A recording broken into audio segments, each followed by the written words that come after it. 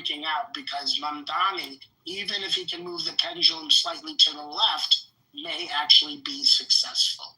That is not the reason. That is not why. They're concerned about Mamdani. Like, Scotty, where did you get that from? You think that's like the because I live here. Because I live okay, here. so you think like if you were in a secret meeting with a group of conservatives and they were forced to be they're never going to say that to them. Listen to the scenario. I said if they were forced to be 100% honest, you think those are the words that are going to come out of her mouth?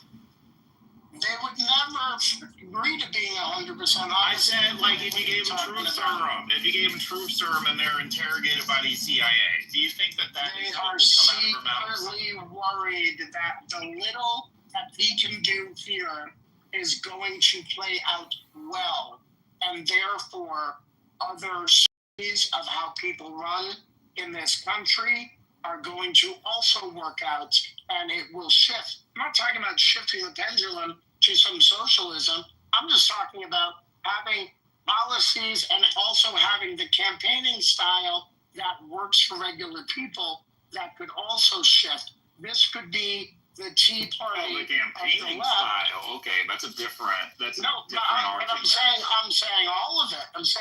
So in other words, if the campaigning style works and then the actual governing works where it's not a tragedy, if it doesn't become the tragedy that the Republicans say it's going to be and the establishment, then they're going to be fucked.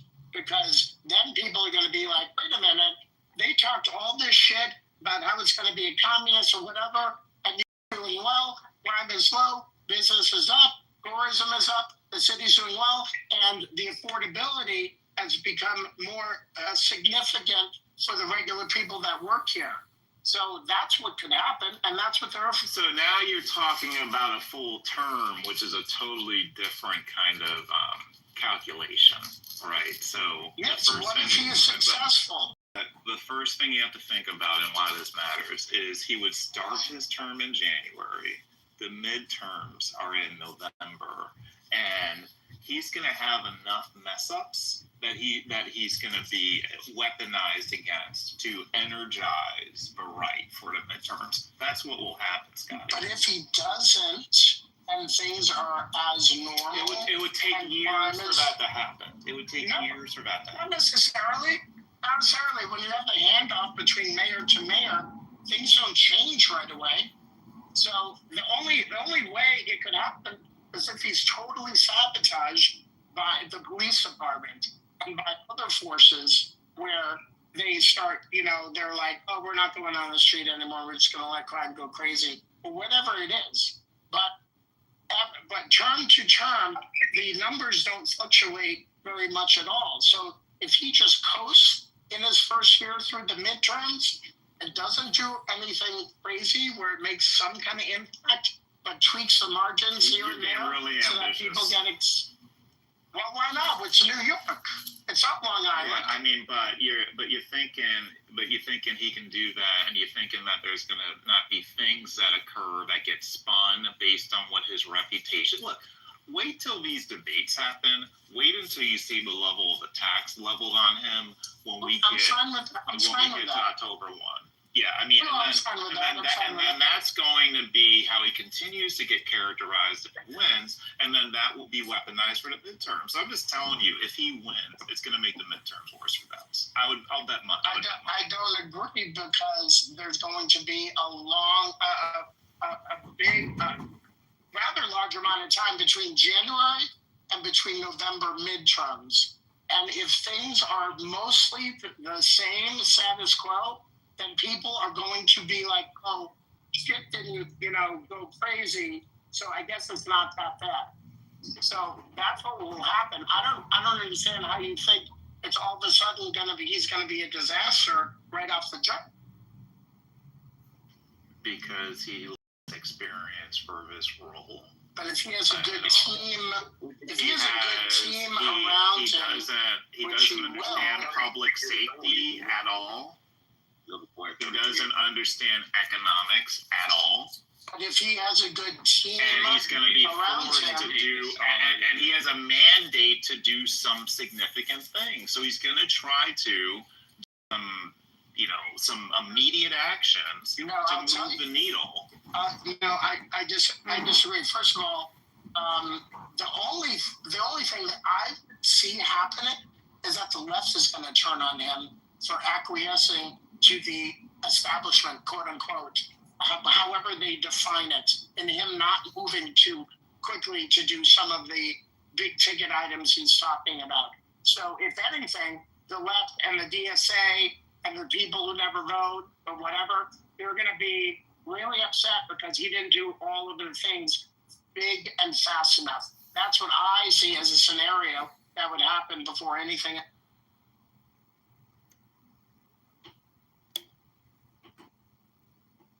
Also, because I'm a liberal, I'm open to watching the debates, seeing how I feel, and changing my mind if I want. But this is how I feel right now. It's how I felt for at least the entire year so far since he's been in the race and since I've been tracking this very closely.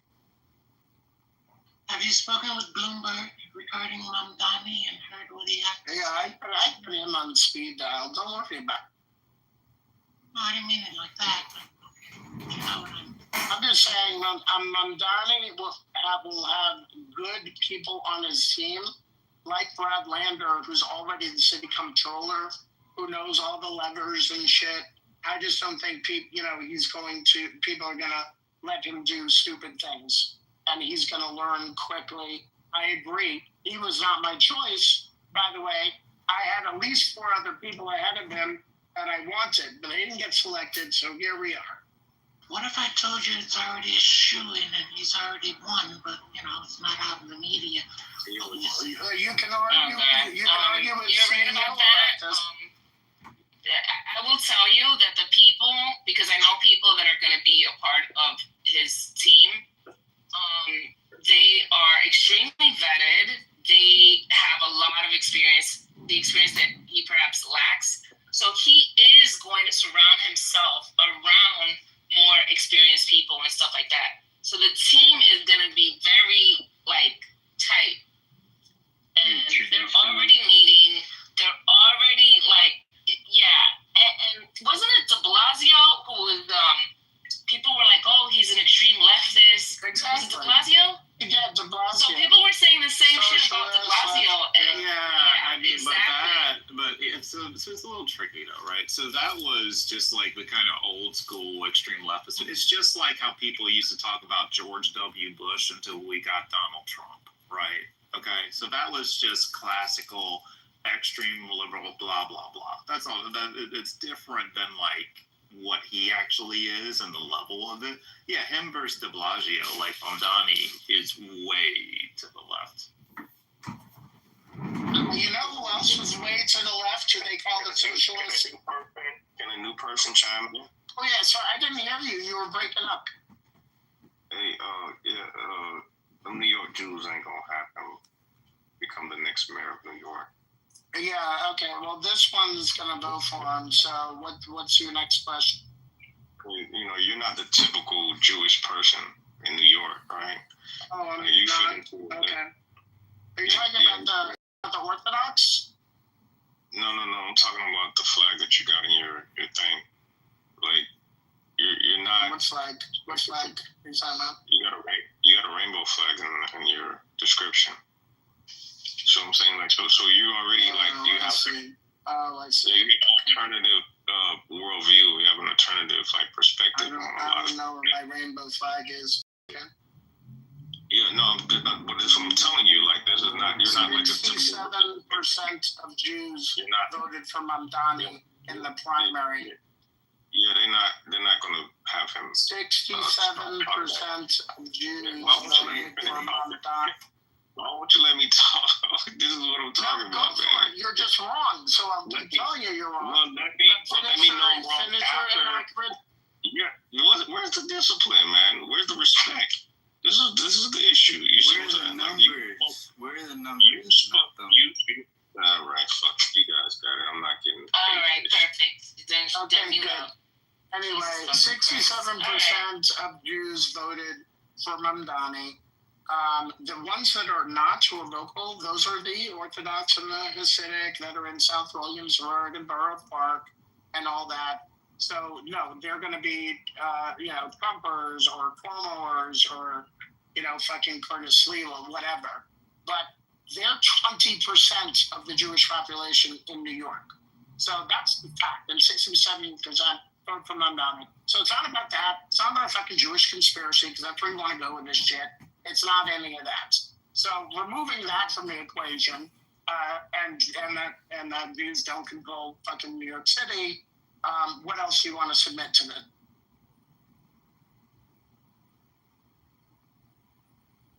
All right, cool. Okay. Anyway, So in broader circles, what I mean by broader circles, you know what I mean. So the understanding is that Mamdani follows some of the blueprints of Bloomberg. And in political circles, it's known that Bloomberg is talking secretly because he doesn't want to come out there, get in the fray, certainly not upset the Jewish community. But Bloomberg is talking with Mamdani, but you didn't hear it from me. Just say Patty told you. Yeah, just say Patty. thanks, Patty. So basically, I'm saying it's a shoe-in. It's already a done deal. I mean, if that's the case, that's obviously a big deal. Bloomberg's pragmatic. You know what I mean? So Yeah, and so here's the issue. There are people like Bloomberg, and you guys will hear me mention that a lot. Bloomberg, Larry Fink, BlackRock, et cetera, So when it comes to the midterms, it will be a united vote of red and blue people together. And that's will be kicked off through Mamdani. So be careful what you hear. Get some facts. And you think if Adams drops out, Mamdani will still win? Adams is not even a contender. It's just smoke and mirrors. So you guys got to get outside of Clubhouse. I'll fill you in later. Just tell him Patty said it. I don't want to tell you. Stop playing me.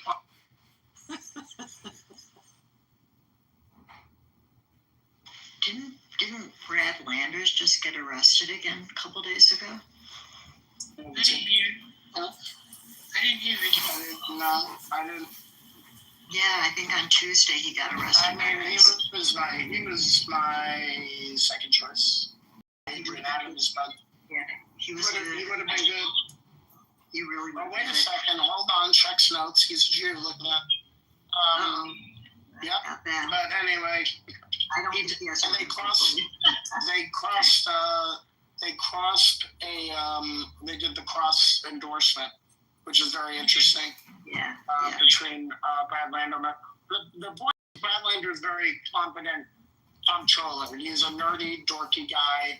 He knows how New York works. That's kind of what I care about. I don't care about a lot of things, but I like New York to be working, and I like there to be a mayor who is pragmatic and is able to, figure out how to make the city work and how to make it better for the citizens here, and not also scare away, businesses and making things easier to do business here, easier to live here. That's what I care about.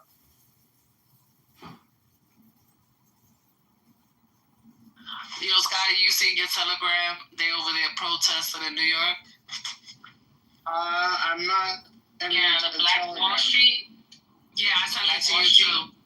Yeah, I have to look. I'm Wait, driving. what are they protesting? But yeah, I don't know, but it's Al Sharpton posted it. Check it out when you get a chance. Wait, I don't have Telegram. Not Telegram, love. I'm sorry, Instagram. I sent it to your Instagram. Oh, okay. I'll have a look. Okay. Brad Landers was released and the charges were reportedly dropped. Just for an update on Brad Landers, if you're interested.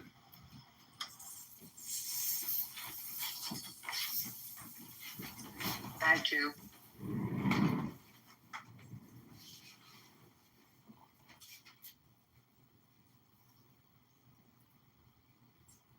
By the way, the person, one of the mayors who they were talking about, who was a communist, socialist. They were going off the rails with this particular mayor.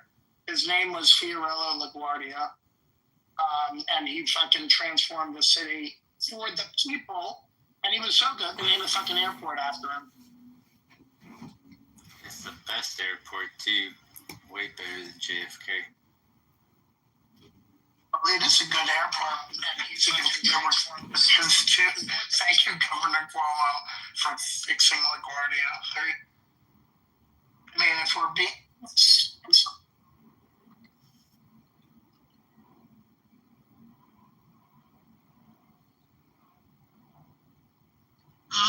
Spirit, what's going on with your economy? The market's been flat for the past 2 days. Are you all dead? Where's the money? Where's the money? Well, we were all here and we saw. Listen, look, if you're going to do the Susie Orman thing, just tell us explicitly what we should do or not do. We'll do nothing right now. People are taking baths. Nothing's moving. People are just, for example, I warned everyone yesterday and the day before because they asked me, what do you think of NVIDIA? Because their earnings was coming up. I said, listen, don't go for the hype. Leave it alone. Just sit on the sidelines. Did they listen? Oh, no. Oh, that's why I say I don't give a fuck. No harm to me if you don't listen. And so they crashed and burned when the earnings came out yesterday. And NVIDIA is still down 2%. So I don't know. I can't make it any clearer to people. Fuck them, right? Fuck them. Leave them behind. NVIDIA is going to be worth a lot more in 5 years than it is today. Yeah. So, yeah, I mean, not everything should be like a day trading. No, the options is referring to earnings.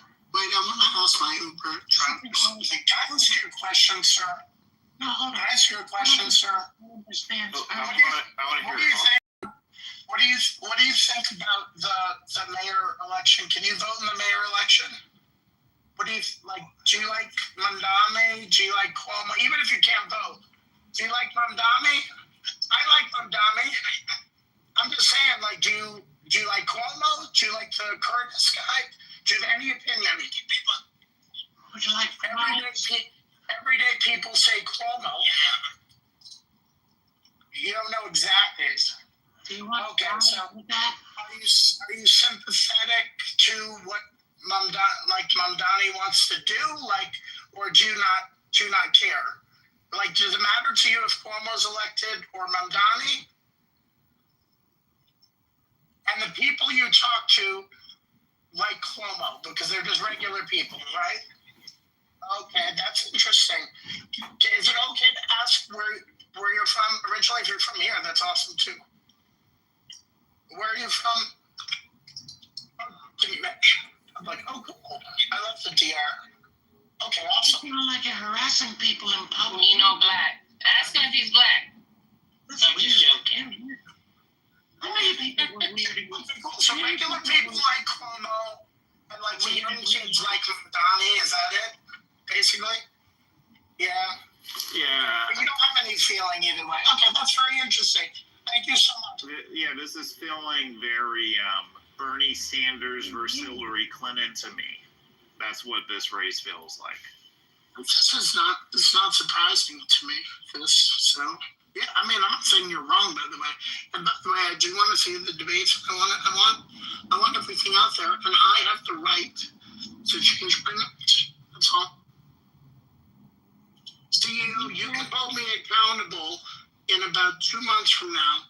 We'll reassess and we'll figure out where we're at. Is that fair? Of course.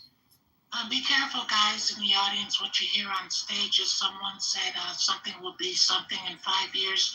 That's not necessarily true, and I have reasons for that, but they don't want to hear that. So go with the mods, whatever they say, believe it is gospel. No, I definitely want to hear this. Why would NVIDIA not be worth more in 5 years than it is today? Because there may be new companies, there may be more competition, but I think to answer your point,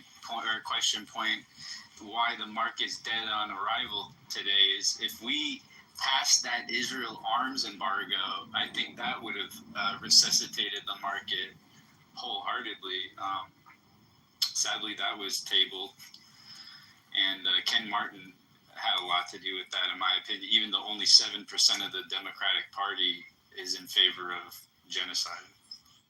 Why are we talking about this again? We're talking about the mayor's race, and you gotta fucking throw this in all the time. Because it's related to the market, it's related to money, and Point asked the question, so I just answered it. That's all.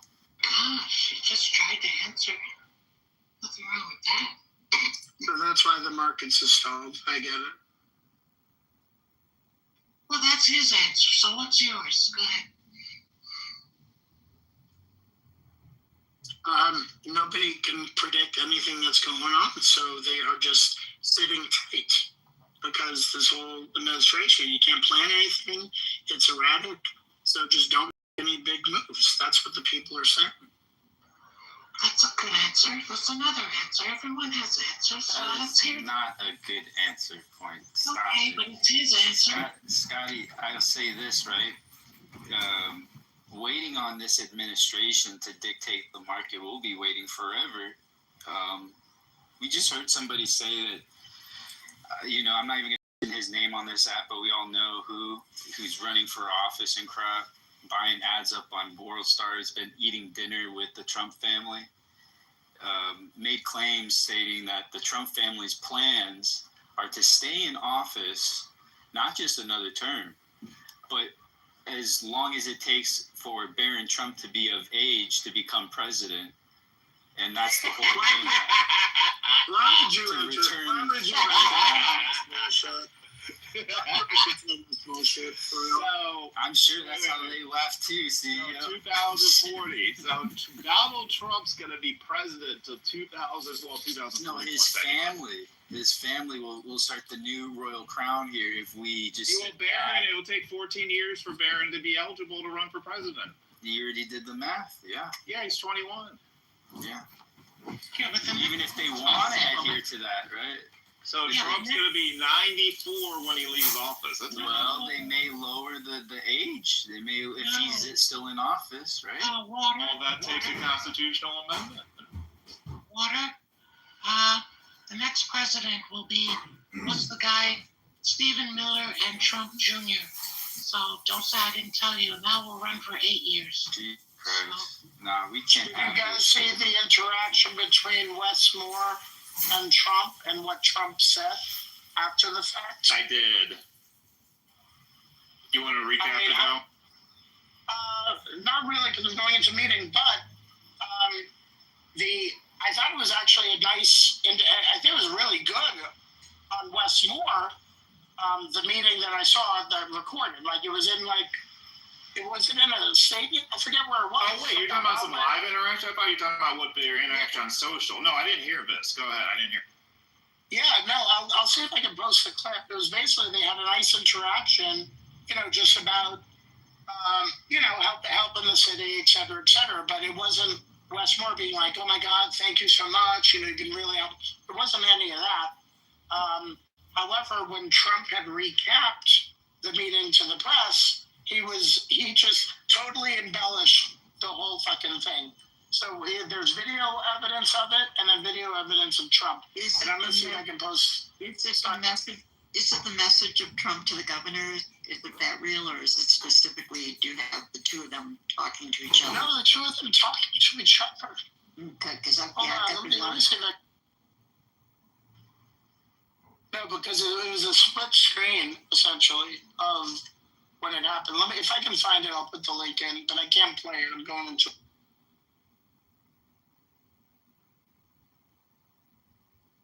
Put me on speakerphone in the meeting.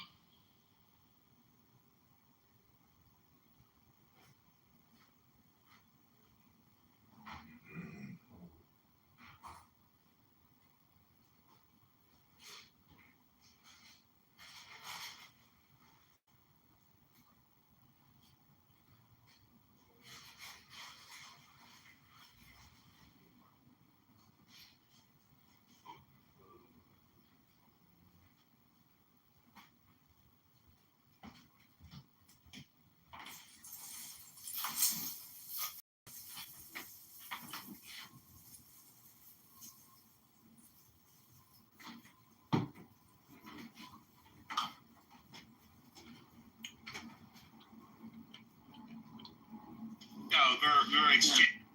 I got whatever. I got whatever. And I mean that. I got whatever.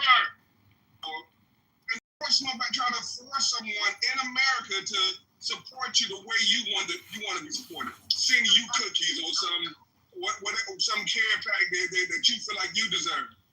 Like be mad if you want to be mad at someone, be mad at the government that sent you to fight this bullshit war. We're not mad at the government. We're not. Hakima, we are not mad at the government that sent us to fight the war when we're fighting the war. We are not mad at the government or bosses when we're sent to do a mission. We are mission. Listen, you think so? We are mission. That's your problem. Let me finish. You didn't let me finish. What are you talking about? That's your problem. No, because Hold okay, on. I'll let you finish. I'll let you finish and make my point. I think Hakima, you're missing the nuance on what he said. Mike started his initial answer to you by all means, Americans can say whatever they want to say. Like that was the very first point that he made. But he went on to say, but if you're going to say you support the troops, don't knock their mission, was his only point. Right, but my point is, sir, that you can't tell nobody how to do what they want to do. Like, just go fight your war. You don't. In a free country, you don't get to tell somebody how to support or how to talk or anything. You don't get to do that. And that's the point. You're right. You're right, in that But he's not going to fight that war just because he wants to go fight a war. He's fighting for you. He's fighting for his countrymen and the civilians and everybody who doesn't know jack shit about war. He doesn't get to tell anybody what to do or how to talk or how to support, but as a former service person, he can tell you from his experience what it feels like to have somebody say, I support our troops, but fuck them for being over there in Afghanistan. Here's the goal, Hakima. Do you care? Is it all about you and what you look like, your appearance and your reputation, or do you care if they feel supported? Because if you care if they actually feel supported while you're out there supporting them with your flapping gums, then the best way to do that is to stop flapping your gums and do something physical to support them. That's my point. I don't care how nobody feels. I don't care. I don't care. Okay, that's fine. Well, they care a lot about how each other feel internally. Like they're fighting that war for the guy next to them. They're fighting that war for the guy next to them and the guy on the other side of him. That's who they're fighting the war for. They're fighting for each other in an engaged, unified mission to accomplish what they've been told to do. They do not think that it's a bad, they don't talk about what a bad idea it is, what they're doing. They don't do that when they're there. They don't. Okay? They don't. I don't care if they disagree with it. They don't. They don't go on a mission and talk about how fucked up it is they're on the mission. That would make them highly inefficient. Okay? When they come home, they might talk about how I don't see the point of it. I was over there. I don't understand why we did it. Great. But when they're there, they ain't saying that at all. Okay? And so you being at home saying it, you're not one of their team. You're not on their team. You're your own team. That's fine. Be your own team. You have a right to be your own team. But don't run around on your own team and say, hey, I'm on your team, guys. Because they're going to say, no, you're not. This is just a difference between a should and a must statement. So Hakima, it sounds like you're trying to make it a freedom of speech issue. And it sounds like Mike is saying should not say this, but he's not saying you must not say this.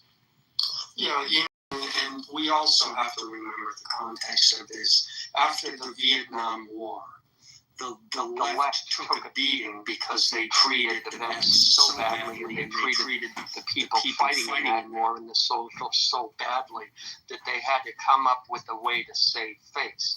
So their little diversion was to say, oh, I support our troops, but I don't support the war. Was there? It was correct. With a diversion. It was nothing more than a deflection, and I think, Mike, what you are expressing is the fact that the people who are actually over there understood that it was nothing more than a deflection, and my whole take on it is oftentimes war is the result of failed diplomacy. Hakima, you're right. Anybody can say anything they want at any time, and they can protest the war if they want, Absolutely. Mike is not saying you can't. That's not the point. My point is, if a war happens or the U.S. commits its troops to fighting some military engagement, it's too late. If you were going to protest something, if you were going to make your viewpoint known as an American and get other Americans to join in your viewpoint to reach a place where our legislators listen to that and take the action based on that viewpoint, then it needed to happen before we committed our troops to that military engagement. That's the point. Once we're over there, once we're fighting, that's it. It's done. Like Mike said, they're over there. People are shooting at them. It's the end of it. Now, Hakima, you can still complain about it. Absolutely, yes. But don't pretend like, and I know you don't do this, but I'm saying people need to not pretend like they're still being patriotic or they're supporting the troops or any of those other deflections that the left came up with after what they did to our military men in Vietnam. 100% true. And here's another thing. I'll tell you that you're talking to somebody, Kima, who's so consistent that I'm supporting Donald Trump. I have not been talking shit about Donald Trump since he was elected because I talked ultimate shit about him before. I've never voted for him. I'm a never Trumper. The second he took office, I started talking in a manner that prays for success of whatever the U.S. is trying to accomplish. It's not my choice anymore. My vote lost, and now it's my duty to line up behind what I consider my commander-in-chief. I don't care if it's crazy or not. It's consistent. I know it's crazy to be consistent in 2025. I have fucking integrity. If your consistency is leaning on insanity, then you should break your consistency. Because, like, I'm not going to follow that. Let's just say, I'm not saying Trump is doing it, although I believe he is. Let's say he's trying to take us back into slavery times, right? Let's say he's trying to go there. And just because he's the president, you're going to support it. Just because he won, are you going to support anything he does? You say, I'm going to support anything America does. But the fact is, the way Trump thinks, it's not about America. When you hear him talk, I gave you this money. I did this. He really thinks it's about him. He's not speaking for the American people. He's speaking for Donald fucking Trump. And if you want to follow that, that is insane. I'm not following him. I'm not following him. I'm not supporting him. I am remaining. I'm shutting my mouth to allow the United States to not fail while in various actions that I may or may not agree with. Some shit need to fail. Hello, moderators. This is candidate Congressman John Kitover. I'd like to read a poem to the room for 60 seconds.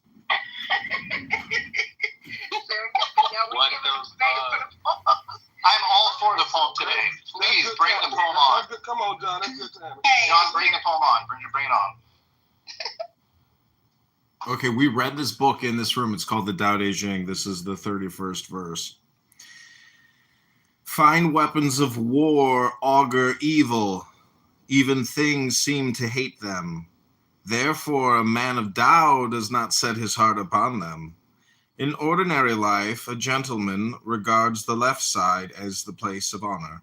In war, the right side is the place of honor. As weapons are instruments of evil, they are not properly a gentleman's instruments. Only on necessity will he resort to them. For peace and quiet are dearest to his heart, and to him even a victory is no cause for rejoicing. To rejoice over a victory is to rejoice over the slaughter of men. Hence, a man who rejoices over the slaughter of men cannot expect to thrive in the world of men. On happy occasions, the left side is preferred. On sad occasions, the right side. In the army, the lieutenant commander stands on the left, while the commander-in-chief stands on the right. This means that war is treated on a par with a funeral service. Because many people have been killed, it is only right that survivors should mourn for them. Hence, even a victory is a funeral. Good enough. And there you have it, folks. I have a question for Mike. Yeah. Go ahead, Mike. Sure, thanks. So with your exchange you just had with Hakeem, I just want to see if I'm understanding this correctly. So you're saying essentially while Trump or any president, the moment he's sworn in to the moment they're removed, albeit in the peaceful transition of power or Trump style, the entire time they're in office, you are standing behind him or her as a patriot, regardless of whatever executive orders or whatever direction they're bringing the country in. You think it's inherently wrong to challenge, question, or protest against something you may disagree during said presidency? Well, I think there's a caveat that needs to be made, which is that specifically when it comes to issues of people of our troops at war and they're engaged under fire action currently, then yes, 100%.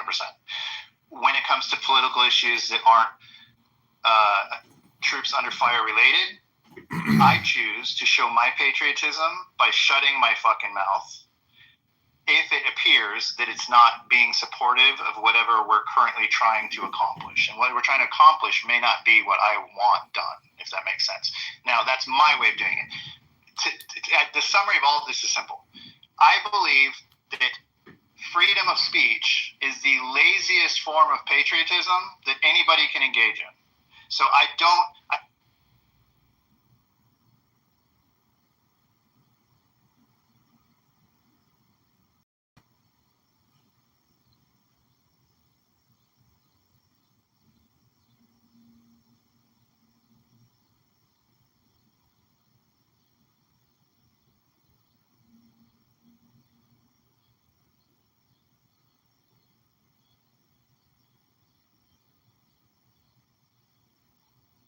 Call has been forwarded to an automatic.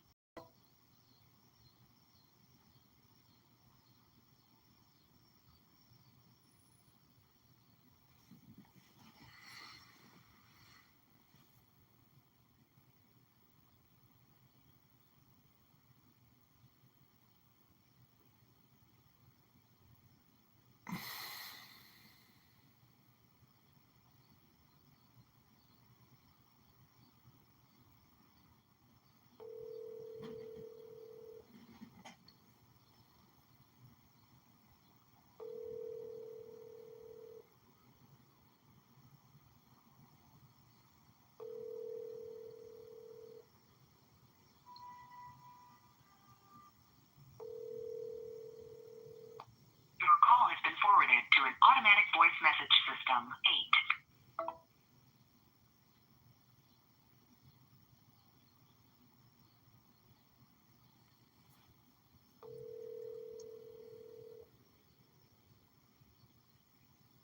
Hi, this is Scott. I can't take your call right now, but if you leave your name and number, I'll... You've pressed an incorrect key. Please enter your password.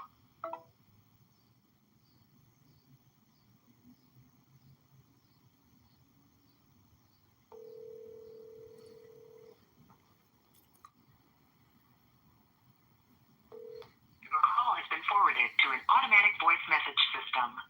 Please enter your password.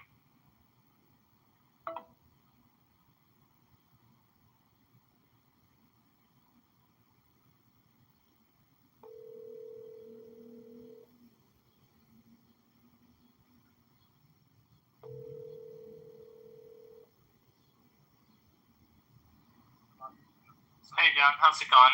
Hey, it's going good. How are you doing? Sorry, I can't hear you. That's like feedback. I'm just at home relaxing. I was gonna put up a Craigslist ad because I got to tell you, recruiting people to get signatures on petitions, people who circulate petitions, there's people here in Jefferson Park that do it. Like yesterday, somebody asked me to sign 3 petitions for 3 Democrats So there's people here hustling petitions, but do you want to help me with my petitions? Bro, I'm like way overwhelmed right now with a lot of stuff that's going on. I mean, I've got like lawyers that I'm reaching out to. I've got an app I'm working on. I gotta start marketing that thing. You got bigger. A whole bunch of you got bigger things to worry about. Well, you got to worry about. Marcin, you still got to worry about finding a wife and having kids. Yeah. Then there's the relationship stuff. Is that going? You have anything cooking? I mean, on the other side of the world, which isn't like. Oh, you mean on Dune, the planet Dune, or the moon? I see. Dune or moon? Yeah. On Dune, where they don't speak English well. So. You're dating some Fremen girl who lives in a spice mine. Yeah, so shit could definitely be better on that front.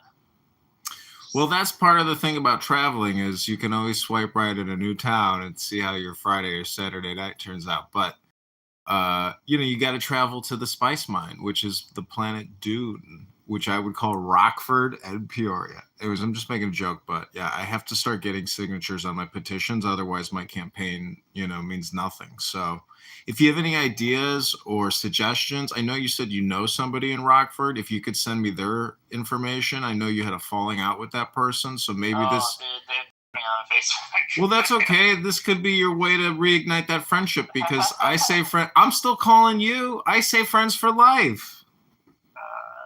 Yeah, but like I don't talk to that person, and like I said, the last time I spoke with them, they blocked me. So. Well, Marcin, the whole point is to say, hey, I'm a nice person, you're a nice person. Let's just be in love and peace. I mean, that's it. There's no. I mean, unless there was some kind of major falling out, but whatever your political opinions, I mean, that's your political opinions. That's who you are. And if people can't accept that about you, well, then they're no friend to you. Yeah. Well, anyway, I don't know. I'd rather just leave this person out of it. But yeah, my only suggestion is that this damn political system be reformed where you don't need like 50 billion petitions to be on the ballot. How about that? That's a suggestion. Well, to run for Congress, I only need 700 signatures. That's it, dude. That's it. Really? It's nothing. I can knock that out myself. I'm going to have to do it myself if I can't find people to do it for me. And I will physically do it myself. But it's nicer if I can come up with an approach to organize a grassroots effort to do this. You're my man. I mean, you had, what was the name of the protest app? There's Chicago Association, or I don't know, what are they called? Alliance? You could reach out to a lot of these political groups. I only have $600 in the campaign checking account. So they could probably help guide you on like how to get, how to go and get through the process of getting, signatures and stuff. Like, it's not rocket science, Marcin. You're a fucking software developer. I thought you were smarter than this. All right, well, listen, I gotta go. I hope you're well, and I hope Ken is well. I feel your pain for him about not being able to, be mobile. This is very tragic and sad. It's his fucking choice. Like, he could have worked out, and he could have tried to recover. He's kind of just given up on life, which is bullshit. But like, it's his fucking. Like, I mean, I'm pissed off about the choice he made, but like. Well, is that the first time? Is that the first time you've seen somebody who's bedridden? I've seen people who are bedridden that passed on, and there was nothing they could do because they physically didn't have it in them to move anymore. Like, they literally, the pain was too much. They were bedridden at that point. I mean, Ken, I don't think he's ever been at a state where he couldn't move because he was, in too much pain or whatever. I think he just chose to, give in, but I don't know. Well, Marcin, every great life has a beginning and an end. This is unfortunately, if this is how he chooses to end it, this is how he decides to end it. But he's lived a great life. He has a lot of grandkids, my friend. Yeah, no, he's got a lot of grandkids he could be hanging out with right now instead of laying in the freaking bed, you know? Well, genetically, he's in every single one of them. He lives on forever. So what I'm saying is you view it as death. He could be hanging out with them, making those connections. They can be getting to know him, you know, listening to all his wacky stories about his life and his children's lives, but instead he's just chilling in bed. So Well, haven't you ever observed the birds and how they raise their children and how they fly off, and next thing they don't even know who kids are, they don't know who the bird, they're just flying around doing what birds do, you know? True that. Well, I mean, it's different for people, right? We need those connections. Listen, I put up these bird nests, and you know, they get filthy. The birds poop all over them. They have no way to clean it, so they rely on humans to change the bedding and clean the box. That's what you got to do if you want to get in the muff. Yeah, well, he could rely on humans too to change his beddings and Muff in the muff. That's how you got to remember how to get it. You don't even. When was the last time you were even inside of a muff? It's been quite some time. How many years? You're probably not moist anymore. Anyway, Wait, you're not trans now, are you? Right to this place. Like, I gotta figure out how to promote this application I built out. And What's it called? It's Ascend Dynamics. The name of the app. The app is I don't know. It's like I don't know. It's the Sun Dynamics collaboration platform, or I don't know. It doesn't have like a definite name. Like sometimes I'll call it a Sun Dynamics NFT platform, but it's like. I don't know. He could find it at like app.ascenddynamics.org. So that's where it lives at the moment. All right. Well, don't forget, go to johnforcongress.com. I'll talk to you soon. All right. See you, John. Okay, Good bye. luck.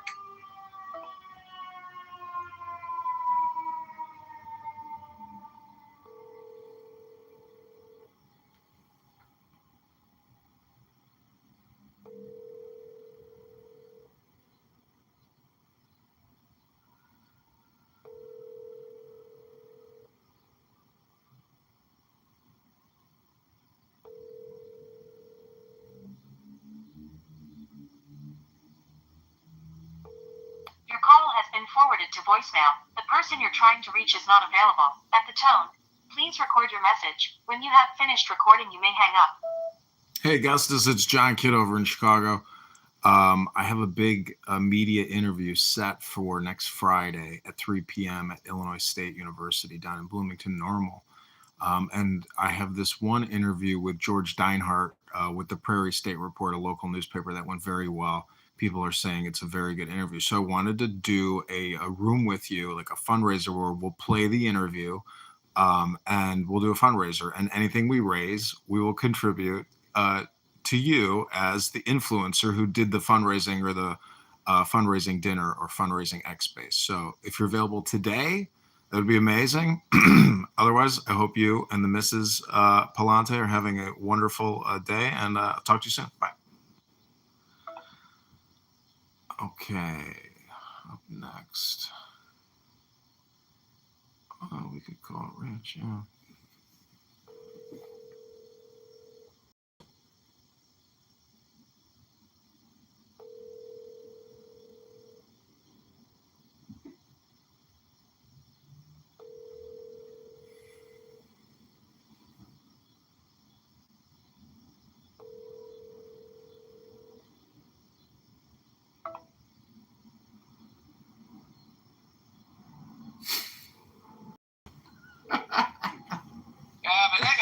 Hey, I'm looking at a trash bag in the muff. I'm thinking, is your phone? Yeah, it should. Let me see if your phone. Anyways, I'm just saying, while you're waiting to get in the queue, I might as well say hello since I'm watching you in the muff. Right, I'm in the muff. It's so How are you? I'm good. I was talking to my friend here in Chicago who I'm trying to get to do petitions for me. And he's very resistant and hesitant. And I said, I put up all these bird boxes and the birds, they shit all over the boxes. So it takes a human to clean the bedding out of the box and clean the box. Right. And, and this is how the world works. We all work together. I was like, when was the last time you were in the muff? He's like, oh man, it's been many years since I've been inside of a muff. That's sad. Yeah, some people, they struggle with love. And, the whole thing is when it comes to meeting a beautiful woman, you have to be able to communicate. And some people are very bad communicators. Right. No, it's sad. Yeah, I mean, I feel bad for those. How old is this guy?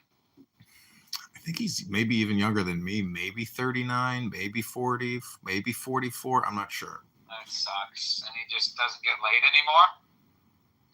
I've never known him to ever even get a peck on the cheek. Wow, that sucks. Is he ugly?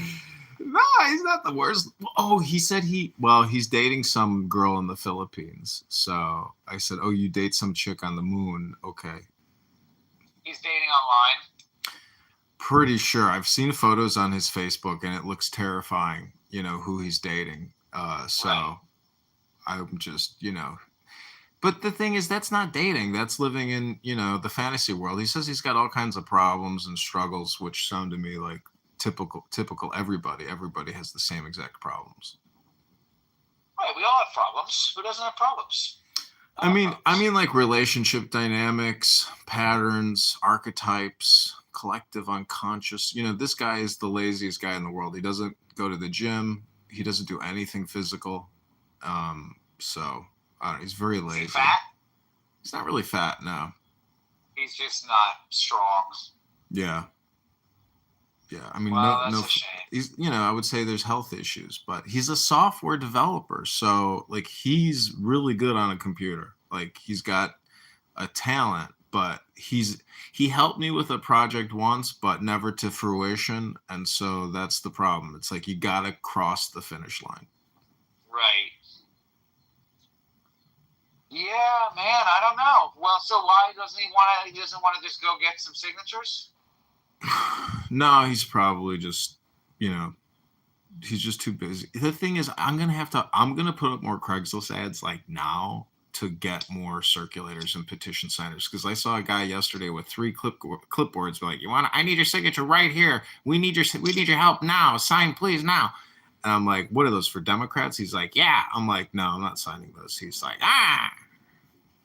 But you're running as a Democrat. I'm running as a Republican. Oh, you're running as a Republican. Okay, good. All right, good. Well, so yeah, that's the competition. They're out there now. There's a guy with 3 clipboards there right now. I know, and that's why I'm saying, like, I can't wait anymore. If there's, like, I have to get on this now. I need, 100 signatures by Sunday. I told you, if I do come, it won't be till October because I'm busy until then. But I would encourage you to, like, get out there today. Like, go get out there today. Go get 20 today. If you got 20 signatures today, that would be a good day. Well, for me to just drive 2 hours to get one signature. It's 2 hours away, so it's not like you can just walk out your door. No, it'd be more effective for me to try to do digital organizing off of Craigslist and getting people out there now. Because people have to print these ballots. You see what I'm saying? Like, I need to find. Do you know how hard it is to find a person who can even print something, let alone put it on a clipboard and grab a pen and say, I need your signature now. Right. But you could help me do the onboarding on Clubhouse because you've done petition gathering. So if I get these people from Craigslist and funnel them into Clubhouse, I need you to do the onboard training on Clubhouse. Can you do that? 100%. I very much can. I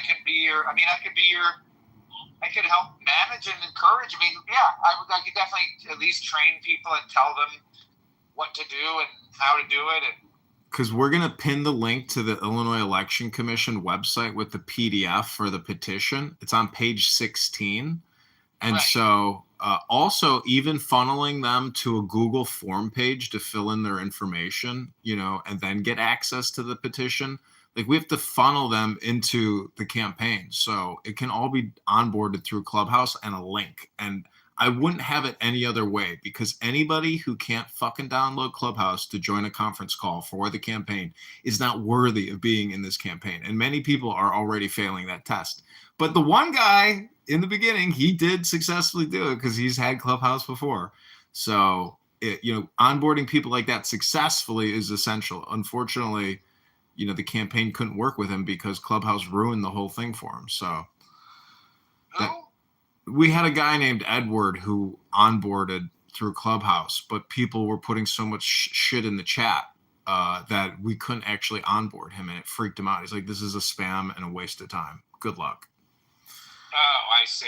And it wasn't my fault. It was the fucking moderator's fault. So, it's on him. But people who don't act professional on Clubhouse, they're just making the content. I'm trying to use it as a show, but also as, an actual conference call platform for the campaign. I love it. I definitely can do it. I think that, I wish. It's a shame that it's so far away because you have to commit. But I mean, 2 hours is not that bad. Like, I've driven to Boston and back in a day. No, I'm just 2 hours there, and then leave at 7 p.m. and you're home by 9 p.m. No, I know. But next Friday, I have a big media event at the University of Illinois in Bloomington Normal, and it's a 3 p.m. basically full recording. Like, it's called WGL TV, and that will be like the biggest press I'll probably get this whole campaign. And so I'm going to stay down there and get signatures before and after, and use the money in the account to book a hotel. So part of your job on this campaign trail is to also do fundraising on Clubhouse for the campaign to get you to Chicago to help with the campaign. So prior to you actually getting here, you should be able to raise like $2,000 to fund your trip. Plus, don't waste your time on Clubhouse unless you're fundraising, my friend. That's true. We should have a room. I mean, we should have a room that's like, donate to the campaign. Let's do a room. We'll talk about it. I would say change your Clubhouse profile to petition signatures and make yourself a ballot. Get the ballot from the Illinois. I'll text you the image of the ballot and just start campaigning now in the muff, because these people will talk about everything under the sun for days to come because they're just addicted to talking and dopamining.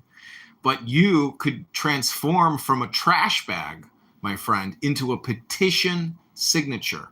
And you can be instrumental in changing this campaign now through Clown House. Don't let these people hypnotize you, and don't hypnotize them with any other spam other than the campaign.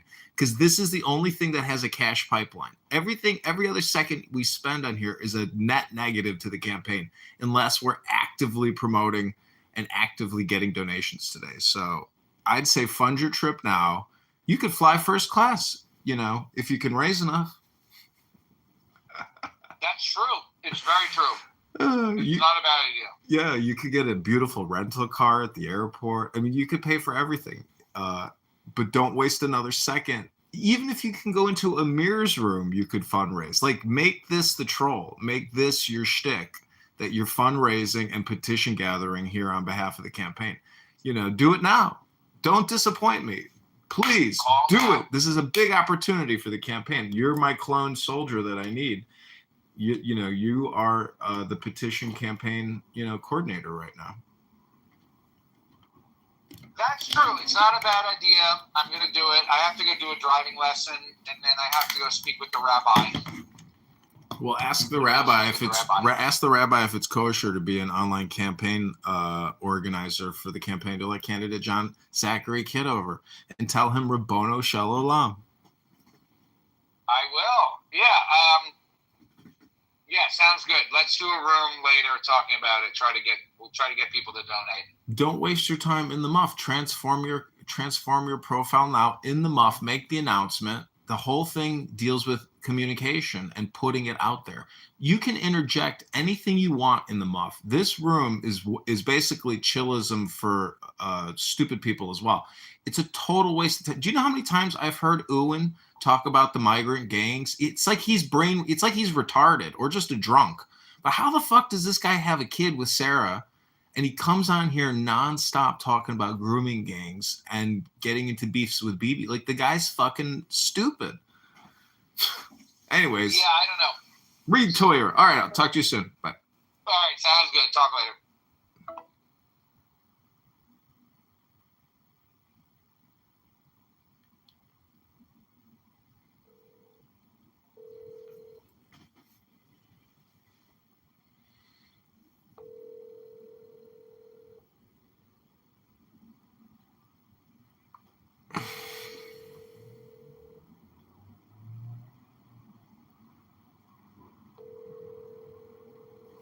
Hello.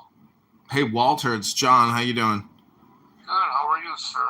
I'm good. I'm in a clubhouse room chit-chatting with people, but I have to start gathering signatures. So, are you gathering any signatures? Yes, I am, sir. Where are you circulating at? I could go anywhere. I could pretty much go anywhere, any place I want. You freestyle like that. Freestyle. I could pretty much go to any VFW hall. I gotta make sure there's people there. I could go to any bar, Mankind in Illinois. I could go pretty much anywhere. I see. Well, have you ever been to Dune, a world beyond your experience, beyond your imagination? What is that? It's the planet called Dune. It is the clash for the greatest prize of all. I don't think so. Chicago. Where are you getting their signatures at? I'm getting them on the planet Dune in Chicago. It is the deadly battleground where a young leader will emerge to command an army of 6 million warriors against the tyrannical force that threatens to enslave the universe. Who's that be? Its surface is barren, its true strength hidden. Its foreboding desert conceals the power to fold space, to slow time, to send the mind where the body cannot go. It is the source of the ultimate power. Are you ready out of a book? No, this is from the planet Dune, a world beyond your experiences, beyond your imagination. So what's the good word? That is the good word. No, I mean, are you getting signatures out that way? I'm about to. I gotta hang up the phone and get shaking. What are you doing the rest of the day? Too much. I'll go to the library. Meditate to Allah. Later on, or Yasi. Yashaba. You're a Mohammedan and an Abramelin. Who? I said you're a Mohammedan and an Abramelin. Yep. I've heard. What's up with Max? I don't know. I just called him. He doesn't pick up. Yeah, why is he? I don't know. What is he doing? I don't know. Maybe he'll call me back. I mean, he created a lot of stuff. He should do something, or are we just doing it on our own? I don't know. It always seems like in state legislatures. you got to do it yourself, I think. Man, he's like, so many different events. I could be everywhere. They can't clone me. I like to be everywhere. I want to be here. I want to be there. I want to be everywhere. You know, if you think that stuff is right and everything is moving, you gotta be there. Yes? Gotta be there or be square. Like, what the hell, man? Can't be everywhere. Did you see they updated the video with Mark Rice versus Darren LaHood? No, I didn't see that. They like framed it because the radio station like edited it, put together like a nice image, black and white of them with their fists up. They made it real dramatic. Aaron Del Mar, you mean? Yep. Mark Rice versus Aaron Del Mar. But it was funny. Like he told Mark Fry Rice, he said take a pill volume or whatever. You know, it was funny. Well, he got roasted, and Aaron Del Mar's like, "This was a setup." It was funny. Isn't that fun? It's funny. The whole thing was funny. I thought they were gonna be swinging and stuff. This was a setup. And then he's like, "Soul raper." It That was funny, actually. Can you check who's the owner of that Soul Raper or not? You can, yeah. It's called a Who Is Lookup. Who is Lookup? He probably doesn't own it anymore. But I tried to look it up. There's nobody listed. I don't know. I don't really care anymore. It's all, in the past. All right, listen, I got work I'm going to do. So I pray for you, and I pray for your health, your wealth, your peace, your love, and your stillness, and your silence. All right. To have fun out there. Okay, take care. Talk to you soon. Bye. All right, bye.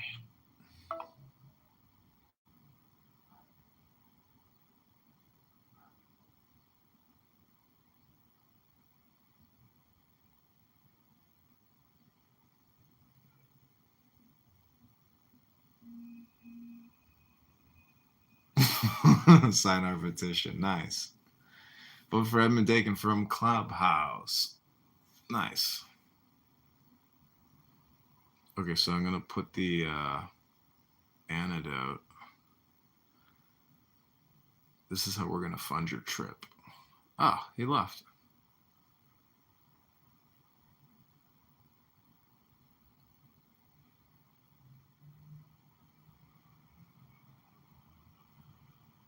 Riri, welcome, Riri.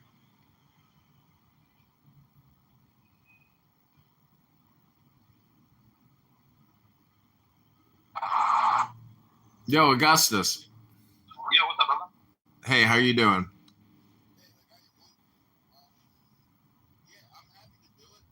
Today is my wife's birthday, Oh, wow. so it's not a good day today to do it. And the way I want to do it is I want to invite some other big speakers to join the space, and do it that way. Just so I know, like, we could raise a couple dollars, Mm-hmm. Yeah, because everything we raise will go back to the influencer, aka, you as a creator and a host. It took me like 5 days to get $600 on Clubhouse. I mean, it's possible. Roger Mayhem was a very good MC. So the MC or the host really has to do the prosperity gospel. So it's all communication is hypnosis. And so the host, even if you have other super hosts, as the MC or the super host, you got to be that prosperity gospel preacher for the hour or 30 minutes or however long you want to go. Yeah, probably do like a 2-hour thing. And let me just, like, today, tomorrow, at least spend some time making some calls to see who I can get to join the panel. I'm going to talk to America Mission. That's the main group I want to speak to. So that's Dustin Stockton and Jennifer Lawrence. They started American Mission. He also started the Tea Party movement. And he was like a big fundraiser for like the Republican Party. And now he just did like a 20-foot statue of President Trump. I don't know if you've seen that. Mm-mm. Nah. I'll text you over like some information on them, but let me give them a call and see if they'll join me. and when would be available for their team to come on, because they've got like a team of influencers that are on X. So, like, whenever basically their team would be available to join the call, I think that would be the best time to do it. Okay, cool. Does that make sense? Yeah. So, yeah, let me call them now or tomorrow and figure that out, and I'll let you know. Yeah, peak time. Thank you for the opportunity. Thank you. The peak times, I think, are always probably in the morning, like 8 a.m., 9 a.m., and then noon, and then 5 p.m. I think that's when people peak use, social audio platforms. Yeah, I go for like a 2-hour walk every day, and I figure we'll just do it at that point in time. Like, it's either early in the morning, like 8 or 9, or it's in the afternoon. Well, let me see what's available for them. If you can do your power walk, do your hour of power, but don't do this one on a power walk. If you can record it, your audio, if you can do it in an office and record it as well on your end, that would be a big publicity piece for the campaign as well. I mean, you could publish this as, an exclusive like podcast recording from your end. Don't 2 hours is a long time, and that's a big conversation.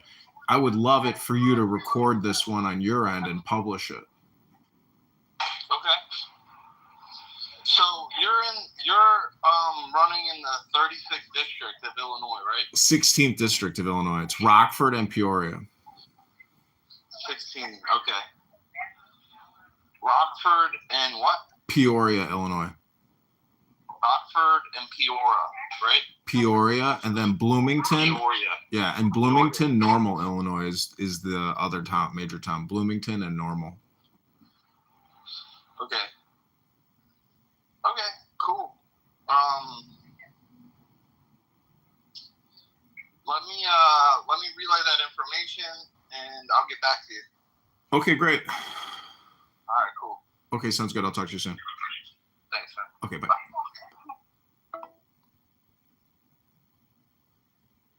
Hi, Yulia. Do you want to donate to the campaign? Link is in the chat.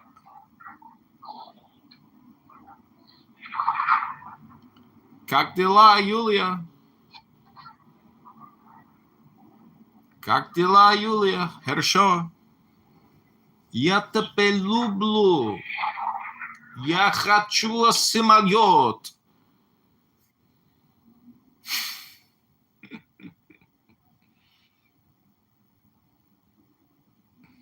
To the websites of the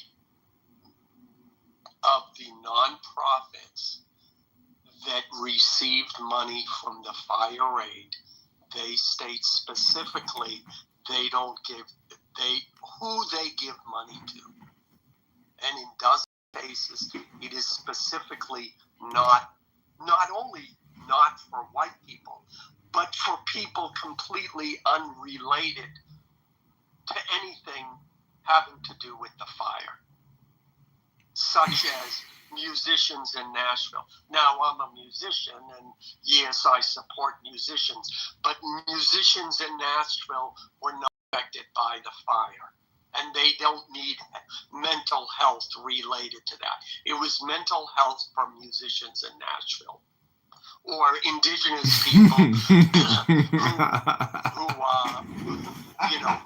haven't registered to vote. So, yes, I hear what you're saying, and yes, black people have been traditionally marginalized. I can concede that point, but yes, I understand that when you look it up on Google, that yes, Altadena is listed as having a vibrant black community. That's all true. But if you look at the nitty-gritty of all of this, that wasn't who was affected by the fire, because where the fire happened was in the more how can I describe it, was in the more mountainous region of Altadena. And I'm sorry, but the fact is, that's not where that community was actually at. Hey, Alan, what I'm reading, So what what I'm reading, percentage? hold on, what I'm reading is that 61% of Altadena was black, and 48% of the black home was destroyed. And out of the 17 people that was killed in Altadena, 70% of those were black. So I'm like kind of confused. Okay, well, I mean, can you give me some numbers like okay, Hakima, I stand corrected on that. Okay. I stand. And look. Hold on. You was not that adamant that it wasn't the case. I give one service. I didn't do. And you went to you didn't do any research in the beginning. You were just saying stuff out feeling. It's fucking weird. Hakima, driving into Altadena and seeing where the homes were burnt. Okay, it was an entirely residential area. Okay. Did you see people that lived there, or did you just see the houses? What I saw was, I've even got pictures of it. No, I didn't see that. Nobody was there. So how do you know the homes wasn't full of black people there? Well, that isn't the only time I've been out there. That was in a certain place, so there couldn't have been black people there, what you saying? No, that isn't what it is. Well, the numbers say something Hakima, I'm giving you a half of a gotcha. Okay? I'm not, look, Hakima, I'm giving you a half of a gotcha. But don't express any ill intent, because you went and you look up the actual stats. Forgive me. Okay, I know people there, and when I drive there, Hakima, let me say it. When I drive there, look, I'm giving it to you. I'm not fighting. All I'm going to say is when I drive there, okay, and I see where the black people are, and then driving through the residential and seeing who's out on the lawns, okay, well, maybe I misinterpreted. I did. Okay, in the actual stats. And as someone who says we got to listen to the stats, you got me. All right, that was wrong. I'm throwing myself on the sword. Okay. That's big of you. I won't put the sword in any further. Yeah. Okay. And look, you're right. I was wrong in that. That doesn't take away from the fact that where the money is going has gone to has gone to people that have nothing to do with the fire. So based on what you have, like in terms of information and facts and whatever, like what percentage of those funds have been given to people who truly deserve and who truly don't deserve? That I don't know. We have no idea. I can't find that. Watch the report. Hello, ladies and gentlemen. Welcome to In the Muff. This is your stewardess speaking. Oh, y'all know where's that thing that my friend sent me?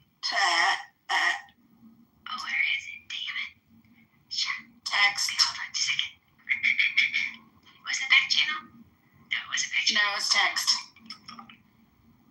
I'll do better. Here we go. Ladies and gentlemen, welcome aboard the In the Muff, providing service to Procrastination Island. We ask for your full attention as we review important safety information and rules of the house. Ensure your seatbelts are fastened and in the upright position.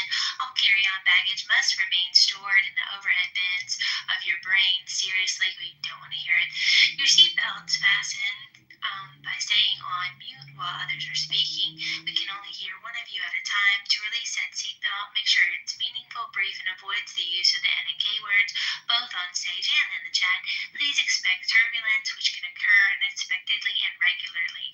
In the likely event, this is long, huh? In the likely event of a loss of cabin pressure, oxygen masks will not be provided, but we can pretend. They'll drop from the panel above you. Place it over your nose and mouth and breathe for fuck's sake. If the going gets tough, you're welcome to get going. Please secure your own mask before assisting others. There is one exit on this aircraft located to the top right corner. Exercise your personal discretion. If needed, a low-level moderator might guide you out to the halls. Better luck next time. In the MUF regulations specifically prohibit doxing, threats of violence. Keep families out of your mouth. Safety information can be reviewed on the house description page for additional details. We'll be monitoring compliance before, during, and after takeoff. Thank you for flying with us, and we wish you a mostly pleasant journey. Is that copyrighted? Bravo. It might be a tad long, Deb, so we might need to edit that.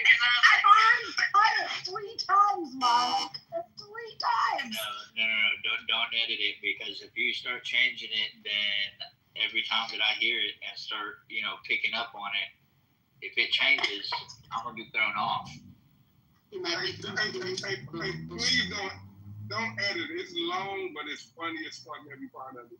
Thank you. Under this creation, I get no credit for it, so, direct all the praise to her. And Monica gets the lovely stewardess voice, though. Monica read it with a straight face, though, so I get credit for that one. Who created? Serendipity. Then that's why she gets all the credit.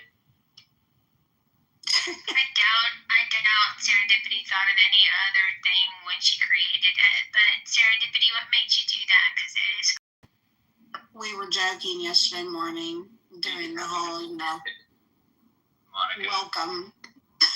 Welcome to American Airlines, and I was just like, we need a welcome to in the muff. We could put it on the house wall. You could read it on the house wall. But actually we can't until the creator of the house comes back. Oh, he is back, but I can. I've got admin pro. Nice.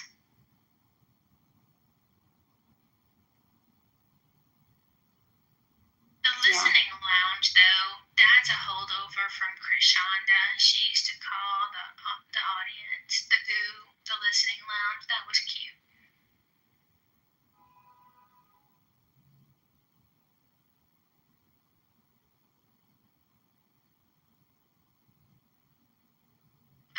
Whoever removed the poll, did you screenshot the results for the librarian or no?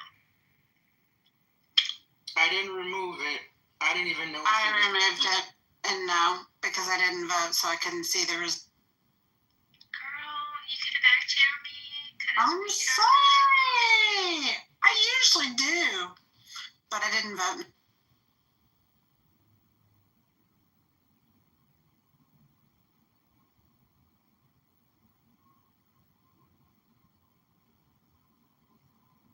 Sorry, we didn't mean to bust up the convo. I have a question. Is this house about being inside vaginas? Earmuffs, Ewan. Earmuffs. What? I'm just saying, it's called In the Muff. Earmuffs. What else? Yeah, you're Sorry. Because I thought, I don't know. I thought it was slang for vaginas, but okay. I was like, what the fuck is the name Monica's of in this the house? room right now, so it absolutely means earmuffs. It means moist vagina. Kima, did you say that M word? Yeah, I'm trying to run Monica. I'm trying to run Monica out there. I'm not making the rules. We're going to include the M word too.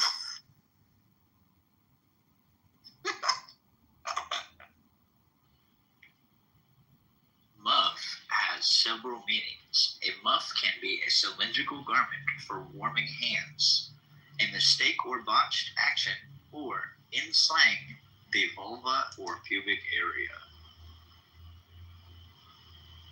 They can also warm the hands. As a verb, it can also mean to mess up. We should find out what muff is on Urban Dictionary and read that definition. That's a good idea. Somebody else do it. Mother actually read the definition from the Urban Dictionary about a week ago because when he came in, was wondering what's the muff and muff, and Mojo was like, "Go read it on the Urban Dictionary." And so, yeah, let me see if I can pull it up unless somebody already has. I already pulled it up. It's pretty good. Go ahead. All right, muff. Contrary to popular belief, spelled it wrong. The word muff is not associated with hair at all. Instead, the word muff is an inoffensive slang word for vagina. Muffs can range from dainty and tight to floppy and roast beef colored. Some muffs smell fishy or sweaty, and others smell like skin or roses. Some muffs are hairy, others are bare, and have razor burn or ingrown hairs. Females and transsexuals of all ages have muffs. Oh, they included that in brackets. There are baby muffs. Oh, no, that's weird. I'm not going down this. I'm not even going to finish this. No, I'm not even fucking finishing it. Yeah, let's fuck that. That's a very, very We got to throw the whole definition out at that point. Most muffs. Yeah, I'm going to report this definition. The owner is on some sort of contraceptive. It is also the root word of muff diver, muff, and muff doctor. Jan decided to go on birth control because the muff doctor said it would prevent pregnancy, cramping, and that weird smell coming from her muff. That definition is from 2006 by someone called Muff Owner. That's fucking crazy. Urban Dictionary, what a wild. Yeah, he probably in prison right now, doing about 40 years. Yeah, no.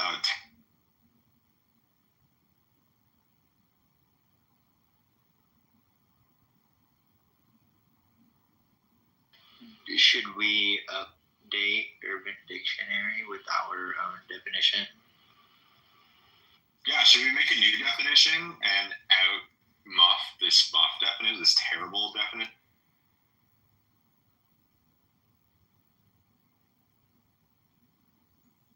I mean, I like the quadruple entendre.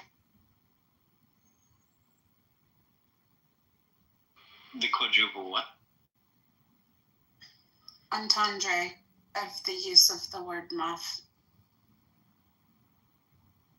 You know, you just let people use what makes them feel comfortable.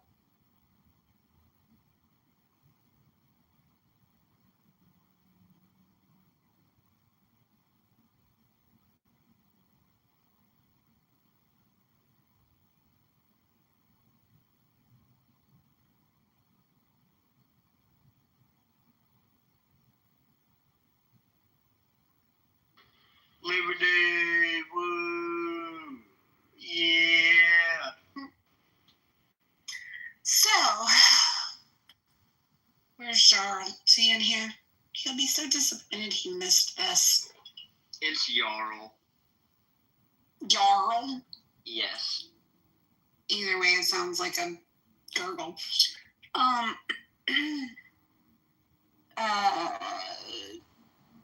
He came in this morning. We were talking about the weather, having coffee, trying to wake up. And he wanted to know why we were doing that instead of talking about how the U.S. likes to kill kids. Y'all want to talk about it? No, I'd rather have coffee and wake up. Excuse me, what is white phobia? White phobia is a terminology strange for me. I think it's some kind of phobia between only among black people, maybe. Hakima, do we have white phobia, Hakima? Yeah, only black people hate white people. Nobody else hates white people. You said so black people hate white people. That's an interesting claim. I thought it was the other way around. No, he's asking what the definition of white phobia is. He said it's what is the definition of white phobia? He said white phobia sounds like something that really only black people have. Hakima, do we have white phobia? Shit, You can look it up on the Urban Dictionary. We damn sure should, and the rest of the world should have white phobia. There you go. I know. Black women are so beautiful. As long as it's only I don't discriminate the woman and the black woman, and they are so beautiful. Oh boy, here we go. Well, thank you, sir. Appreciating the black woman.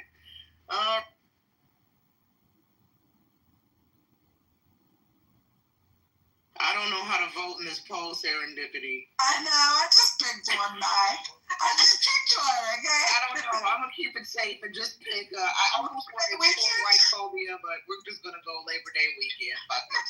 So what Lion made me realize that I was racist, even though I didn't think I was, and I gained knowledge from it. I learned from it. Actually, he opened my eyes a little bit.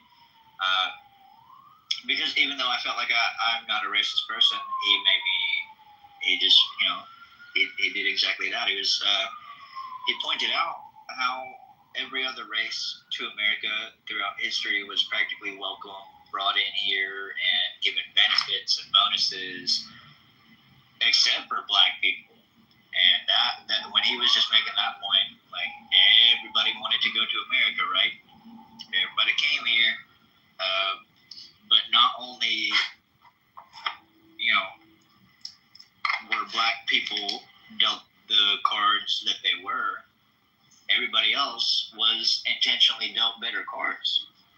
And I was like, damn. So it's not, maybe me not really giving a fuck for or against people of color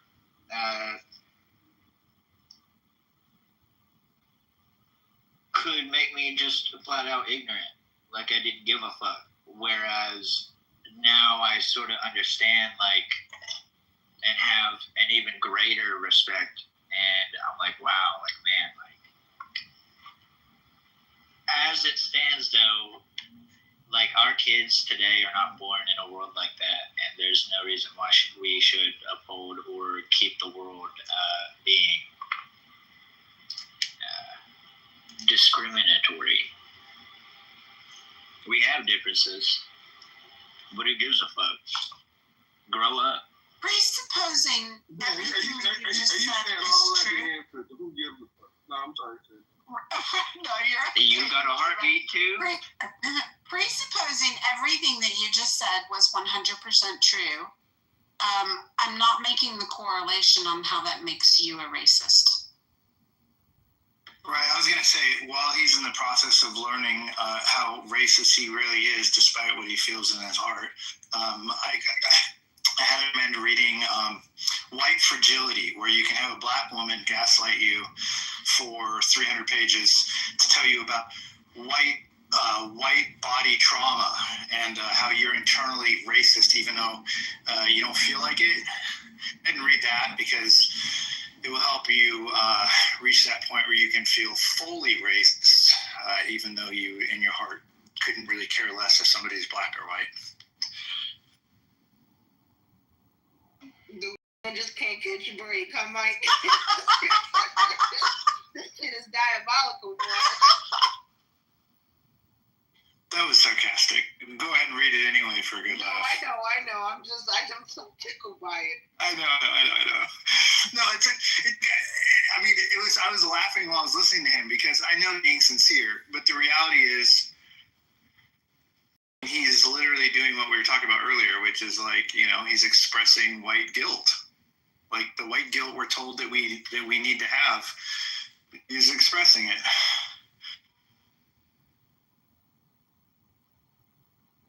What I heard him say is that he felt that he can be racist because he totally was dismissing a whole part of history. And for that, damn, some of the shit I've been saying is fucked up because not necessarily. Can I trigger that? Now you triggered. Well, when you take it the wrong way, I need to interject so that you can be set straight. Express my so that you can understand. Well, we have to let Kima finish his statements, though, ladies and gentlemen. Let Kima land before we interject. That's right. No, Okay, well, go. It's room 14. Interrupt me. No, go ahead. Go ahead and clarify your statement. Let me know where I'm from. Okay, well, by saying that I was racist prior doesn't mean that I just, slavery never happened or neglect it or don't give a fuck. Just before not really feeling like, hey, I'm not going out calling people the N-word. I'm not racist. I have no ill intent towards anybody until I get a feel of who they are and how they treat me. So yeah. When he started getting to white guilt, it was kind of like that. But Lion was the only person who could make me see and feel white guilt, because I've never felt responsible for the white man's actions. I've got cherished. Shame on you. Shame on you. You should feel guilty. You should wake up every morning feeling extremely guilty for what your great grandfather did. Right. I'm gonna raise my children better than me. I just wanted to quickly point out, because we've been bringing up Robin DeAngelo quite a bit today. I was trying to find the worst paragraph in White Fragility, but what I stumbled across is a news article where it turns out that she's been credibly accused of plagiarizing people of color in her doctoral thesis. So just let that sink in, Mike. Oh, the irony and hypocrisy. Hold on, guys. Hold on. Hakima, did you get a chance to land and finish your thought? Did you have more to say about mixed submission? If not, please go. I'm good now, folks. Yeah, no, I thought we settled that. I thought we came to an understanding. Gotcha. Okay. No worry.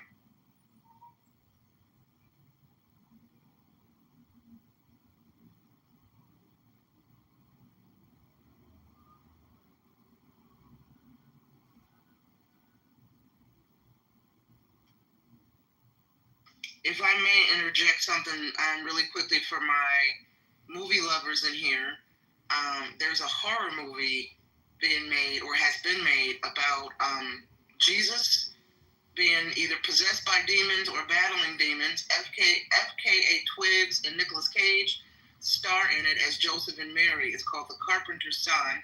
The teaser trailer has been released.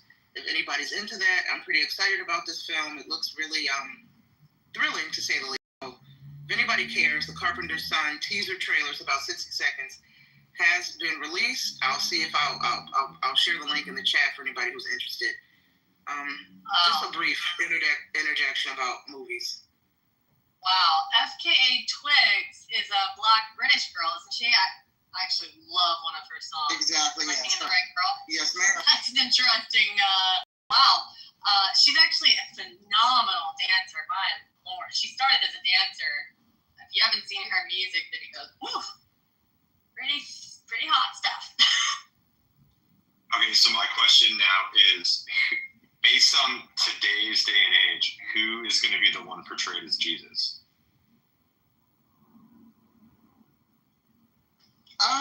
They released the cast. Let me see what the cast notes.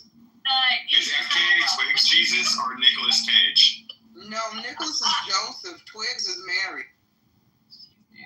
Nicolas Cage is Joseph. Now that's an interesting. I like that. I love me some Nicolas Cage. Is Mary gonna be breaking out into some erotic dance routine? Lord Joseph in.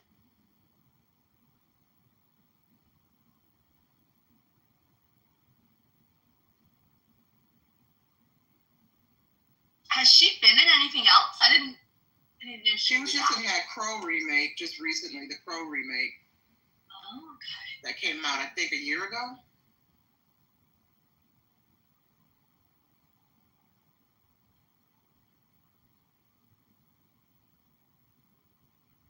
Wait, Monica, was that your PTR? Was that why can't that woman I can't stand? With the flute, I caught the last moments of it. Oh God, what's the fat singer? I can't think of her name, but I can't stand that woman. Lizzo. Lizzo, was that Lizzo in your PTR, Mon?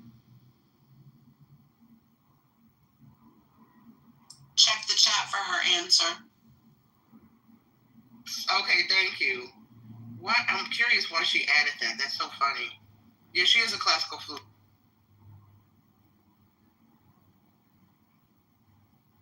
She's actually really good with it. It's a shame that she got canceled. She was. Well, I don't know. She's kind of I know there was a brief moment of cancellation when she got caught up in that when her dancer sued her for sexual harassment.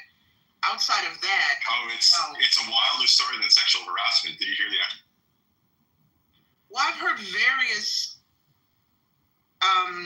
the submissions in the legal complaint, but I haven't heard anything in a while. Lately, she's just been kind of trying to rebrand herself with her weight loss journey. She's lost a lot of weight. But yeah, go ahead. If you have more to the story, I didn't know she was. I thought this was kind of under the water briefly. No.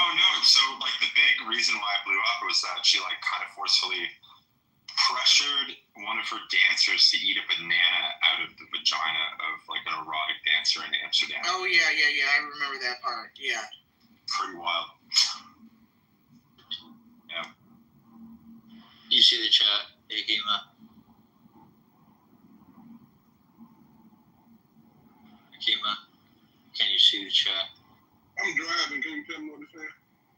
Yeah. It says, I apologize for stopping you mid-thought, though, Hakima. I misconstructed part of my presentation. Wait, I didn't know Adams was here.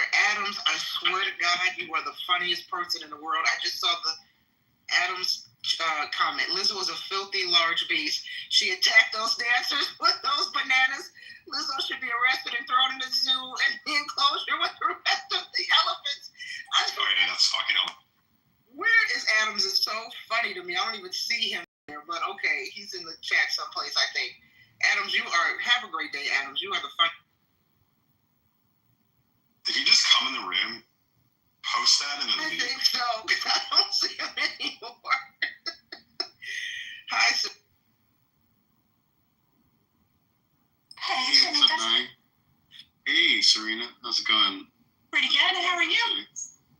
Pretty good. Glad to be here. I miss spaces like this on Clubhouse. There used to be a lot of spaces like this. Well, thank you. We appreciate it. Cool. We've been going all morning. I mean, it's just been one topic after another. I can't keep up. I just said, let's just insert topic title here. Yeah, we've been flowing from one thing to the next. It's been pretty smooth. If you're looking for a really good movie, I know this is random, but I came in because I saw the movie and popcorn thingy. I thought you were talking about movies. It is. But if you're looking for a really good movie, Night Always Comes on Netflix is #1 worldwide. I don't know if you guys have seen it. I haven't seen it yet. I'll go at it. Wait, what's it called? It Always Comes. Night. Yeah. Night Always Comes. Night is like, this is my wheelhouse. Yeah, Night Always Comes. It's #1 worldwide now on Netflix. Okay, because it sounded familiar. So wait, Seneca, you've watched it. What do you rate it? You said it's pretty good on a scale of 1 to 10. What you give it? Yeah, on all the movie critics are raving about it, and it is #1 worldwide on Netflix. But I haven't watched it yet myself, so I'm actually about to watch it right now. What is it about? I just had it's about 2 jobs, overdue bills, one night to stop her family's eviction on a chaotic dusk to dawn search for cash. And so Lynette is ready to beg, borrow, and steal. So she's on this huge rampage to pay her bills and pay her rent. All right, this makes the 3rd one I've put on my list this week. I'm a terrible TV watcher, y'all. We should do a movie night in the month. Yeah, I'm very big on I hate watching a bad movie or a bad show. So were we all pressed play at the same time? I'm sorry, continue.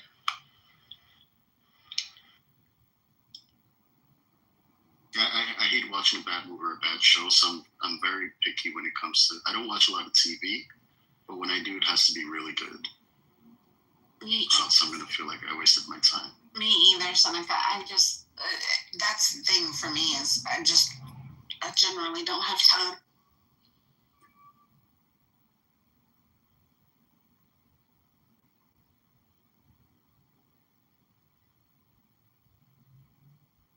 Yeah, we should totally do a movie night in the Muff. Call it Muffs and Movies. Right? Netflix and chill. I have a couple of recommendations that, feel free to like go over or consider prior to being like, yeah, let's get 8 people to watch fucking Barbie or some shit. 8 people actually want to watch Barbie. Right? Would we just like hit play all at the same time? Is that like the idea of the ring? Yeah, that's what I was asking. Is like yeah. We just all hit play at the same time, and when we got restless and wanted to talk about it, we could stop and then start again. Hey, I've done it successfully. I'm down. As long as we have one of the flight announcements before takeoff, I think that might work. Right? We have definitely done it successfully. It's really funny though, the people that come in the room and they're like, what the fuck is going on in here? Why are there so many people and why is this dead silent?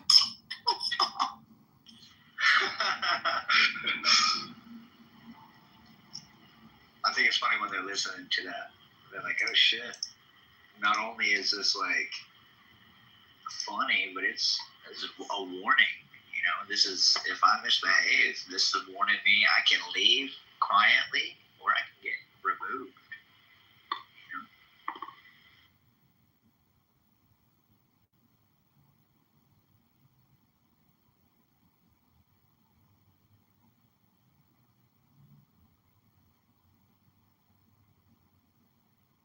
Who said these are possibilities?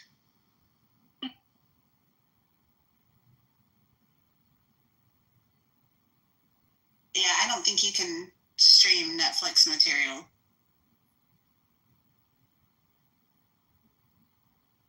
That watch party technology does suck. We've tried that too. And there's actually an app called Rave that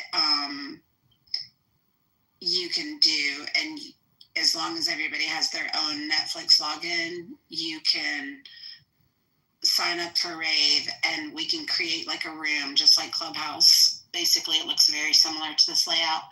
And in order to get into the room, you have to sign into your Netflix account, but we can all stream the movie at the same time. That's cool. Yeah, the only thing about Rave is that you have to be careful when you sign up for your account.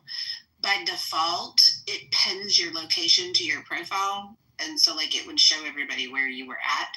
So you have to turn that off before you like go friend requesting people and shit.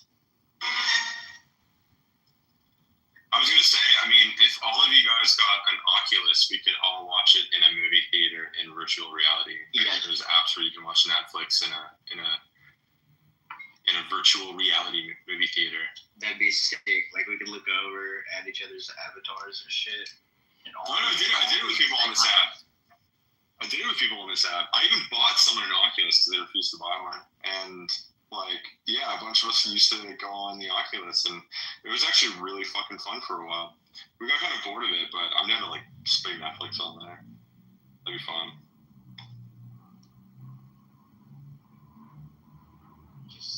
You just look like an idiot wearing it. That's about it. So don't do it in a phone. Yeah, but I'd be alone in my room. Fuck that. I'm comfy as fuck. I can be on bed anywhere. But then all I gotta do is eat, shit, sleep, drink, exercise, shower. Yeah. Okay.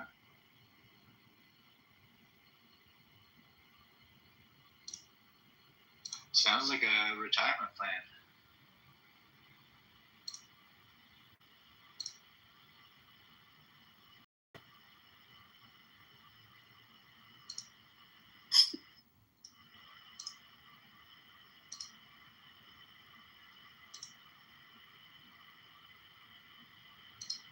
I just think the Clubhouse version is the easiest because everybody can watch it wherever they want to.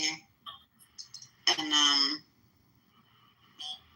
we can just stop it together and I'll take a potty break in unison.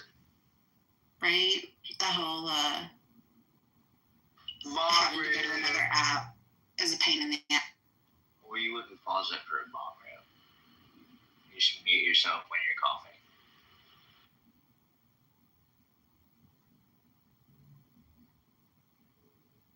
We'd all be on mute anyway so that we wouldn't hear each other. Right.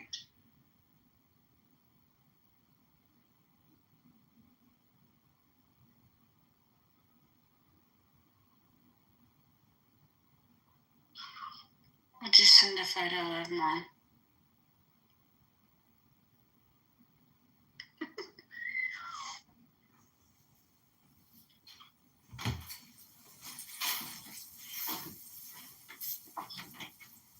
Mojo was on this morning and I missed him.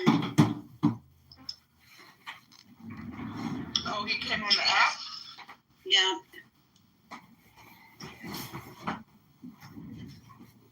You know. Goodness.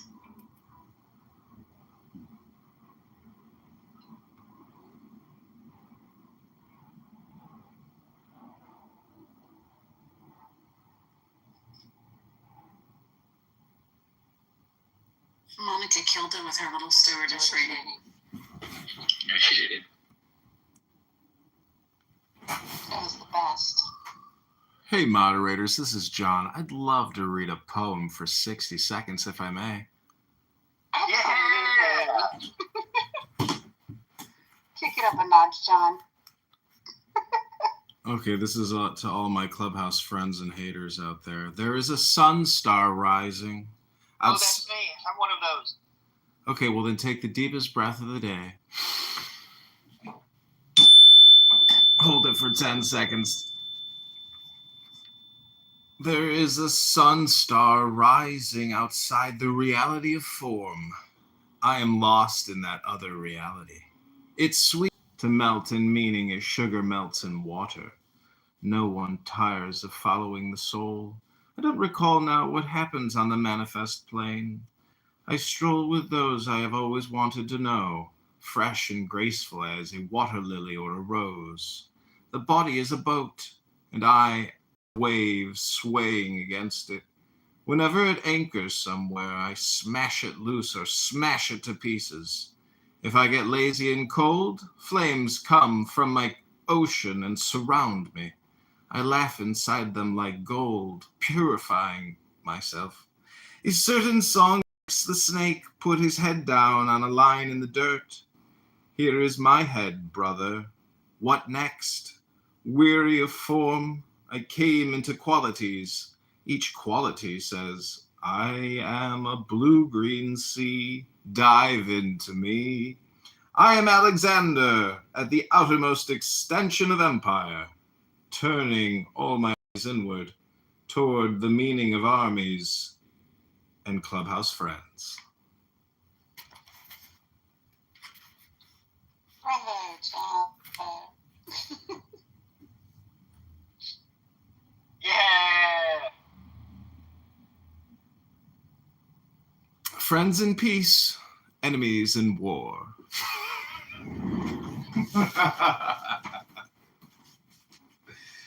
Friends in peace, enemies in war. Yeah, we'll see. We won't have any of that,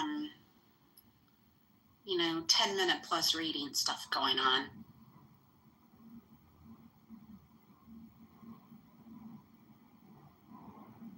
John, you're getting requests. Oh, did he leave? He left. Okay. He might not be here physically, but he's here somewhere listening. He's always here. He's always there were like 4 or 5 of us left in the room last night, and everybody was just talking about, prior seasons of Clubhouse. And I was like, y'all want to go to a private? Because Kitover is still here. So we moved from in the muff into a private. Because he's always here, y'all. Always watching.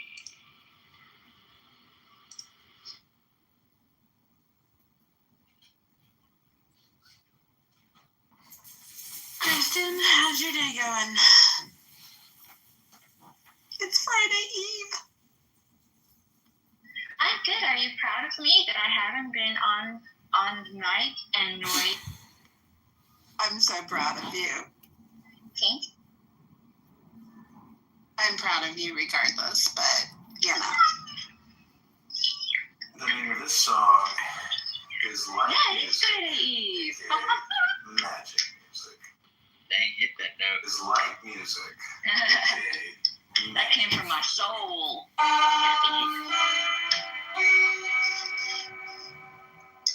Yeah, have the conversations in here been good? It got a little bit too much for me.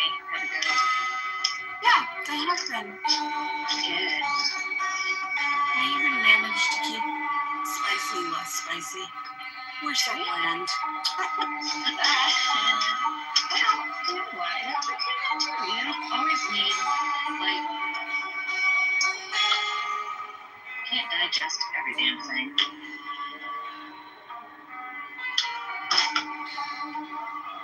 Alan cracks me up, y'all.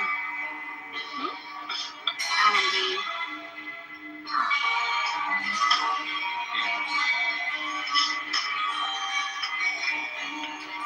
I'm just not trusting his interpretation of stuff so much anymore. Is he the one that's the big political kind of guy? He Has like a talks sign real and it's slow, yes. Oh, no, I don't know. Okay, I don't know. No, I'm not talking about brain trust, Alan. He's the one I had. He was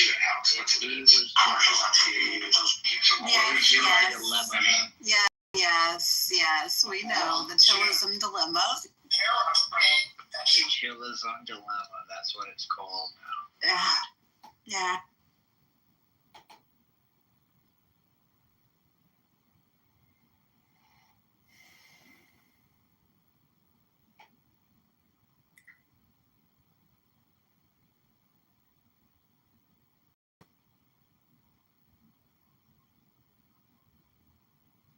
You can tell everybody's working. I'm trying to decide what We to were talking snip. about some kind of movie previously about Nicolas Cage. I think was interesting the topic about. One of my favorite topics about Nicolas Cage was 50 Seconds. Those Rider was unsuccessful because this movie have money at all. I think The name of the song is Music of Light on the Centaur. Yeah, you like Nicolas Cage, huh? Oh no! That's why I say I don't give up. I want Nicolas Cage to do more National Treasure movies. Doesn't you? I think that's Me too, because I don't really care for him. But I did like the National Treasure movie. They're like Indiana Jones light. Exactly. I always miss you. You know, I remember in the past he was interpreted one character about some kind of Indiana Jones. I can recall that name as almost similar to Indiana Jones, but I can recall that it's based in historical facts or something like that. It's discovering like Indiana Jones, but somewhat similar, but I can recall the name.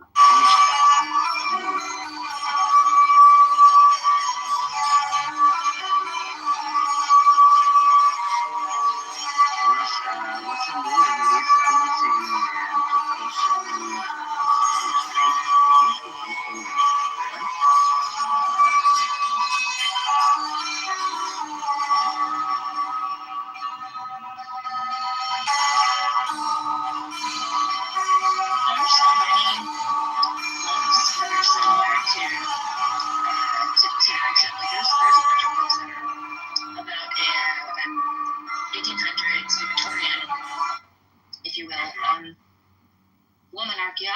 who goes through a lot of those adventures, and that would be an awesome series too. And there's just so many cool, like, unique book series that would make such good TV or movie stuff. I wish it would tap into that instead of recreating all this. This is light music on the sound tour performed by Kennedy Congressman John Kitover.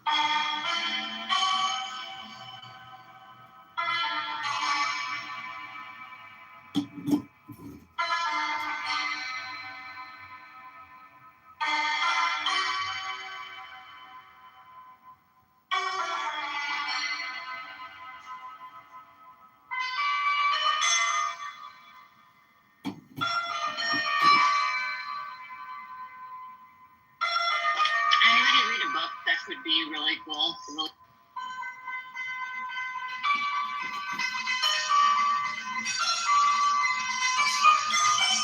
Most of my books aren't fiction. So I'm gonna hate that.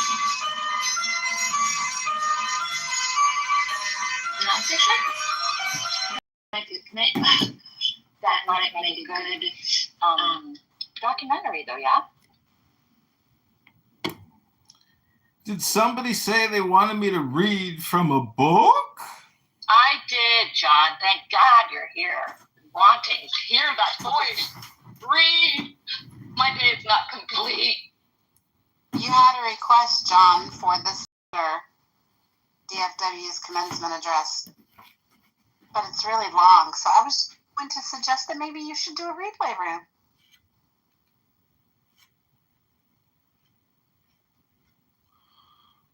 Well, I'd just like to read the 75th Tao Te Ching. It says, why are the people starving?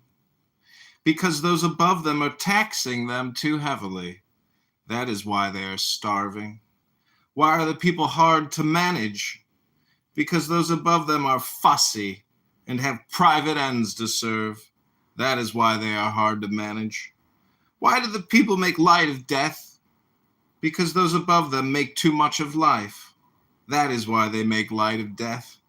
The people have simply nothing to live upon. They know better than to value such a life.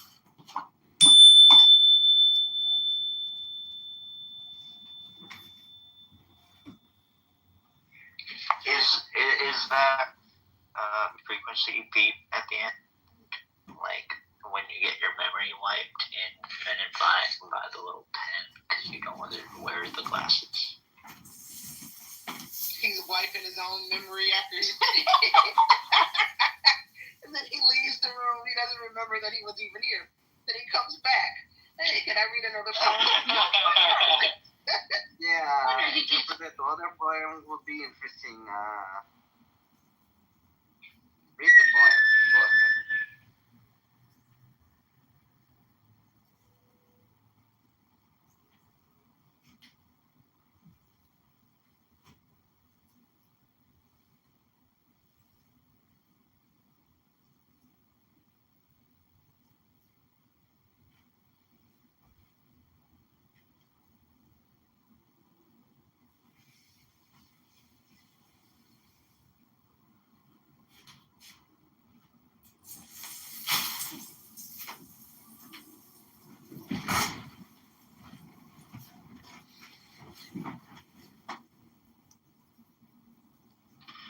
Oh no, dude, we're talking to everybody this time. What? I forgot I was here. Exactly, that's what I was saying, is everybody forgot what's going on now.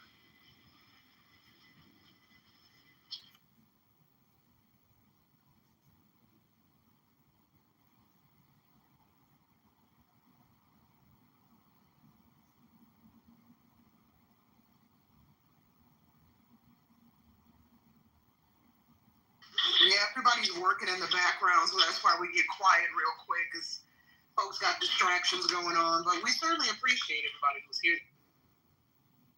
Or this afternoon, I should say. Yeah, that's a good room.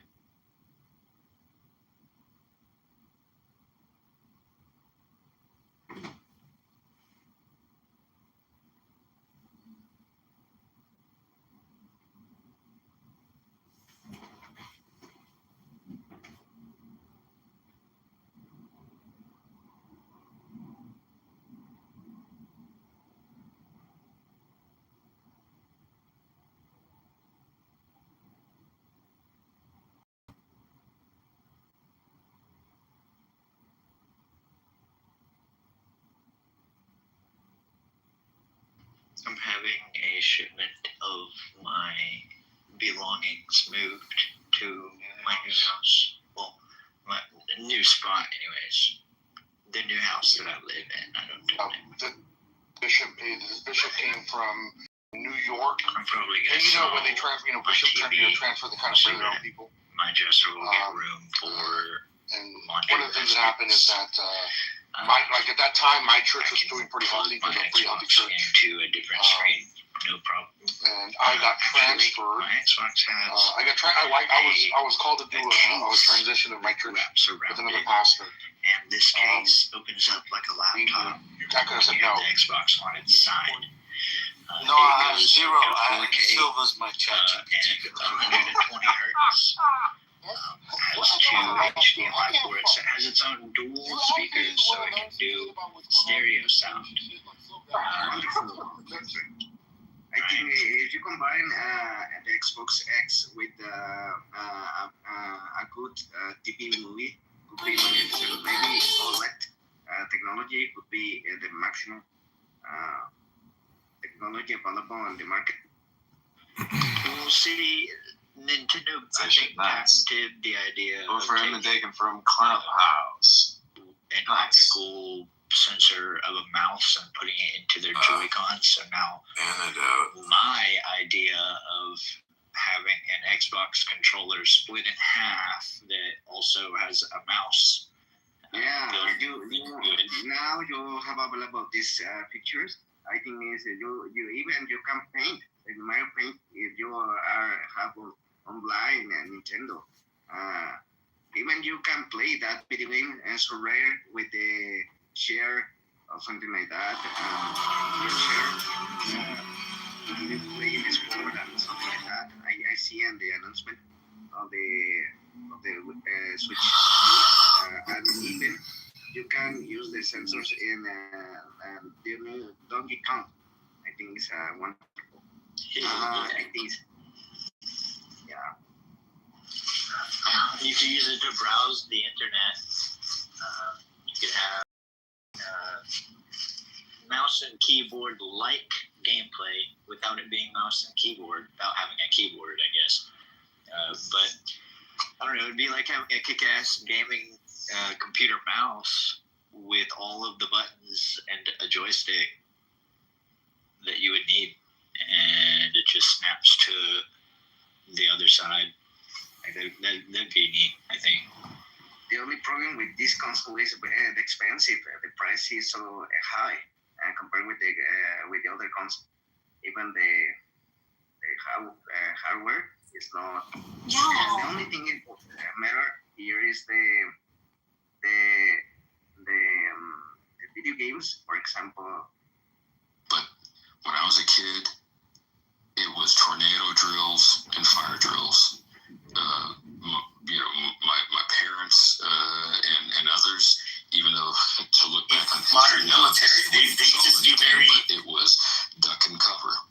When we were in the heart of the Cold War, and the thought that just Tuesday for me, I had to readjust my work schedule because I forgot about the open house orientation at my son's school, and there was a couple there, their student, they just moved to our neighborhood, and their son's new at the school, and they just gave me the universal black head nod, like, oh, hey, what's up? And the wife asked me about the active shooter drill, protocol at the school. This on Tuesday night, so it wasn't, this before yesterday. And we just had a discussion about that. Some of the ideas being floated, like water, but that's fucking insane. There's no fucking way that I'm even remotely comfortable with children being responsible for their safety with their own handgun. That's idiotic to me.